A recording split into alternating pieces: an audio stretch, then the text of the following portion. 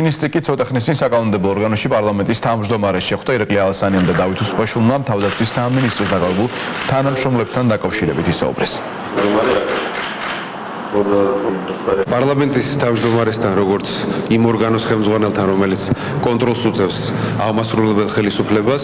ჰქონდა საუბარი თავდაცვის სამინისტროში ამ პროკურატურის ნაბიჯების შექმნილ ვითარებაზე, ბუნებრივია საქმის ვითარებაში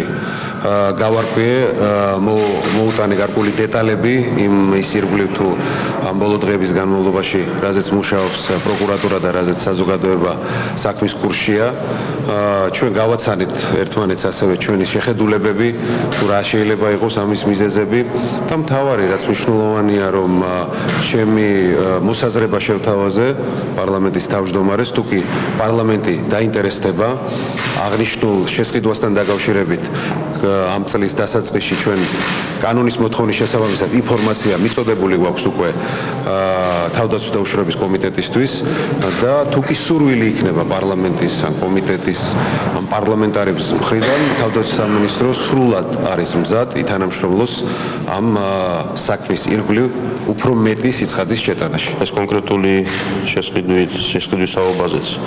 პარლამენტს ეცნობა შარშან დეკემბრის ბოლოს. შემდგომ იყო მიმოწერა თავდაცვის და უშიშროების კომიტეტის თავმჯდომარის ბატონ სესიაშვილის და თავდაცვის სამინისტროს შორის. მან თავის დროზე შარშანვე გამოითხოვა ხელშეკრულების ასლი და გაეცნო მას, ასე რომ პარლამენტი არაპირდაპირ, მაგრამ ამ პროცესებში ჩართული იყო პარლამენტი, რა თქმა უნდა, მის ხელთ არსებული ინსტრუმენტებით, ეს იქნება კომიტეტის მეშვეობით თუ სხვა საშუალებებით, რა თქმა უნდა, ამ კონკრეტულ საქმეს მიადევნებს თვალს და მოვაგვარებთ ყველაფერს ისე, რომ არ დაზარალდეს ქვეყნის ინტერესები, ჩვენი თავდაცვის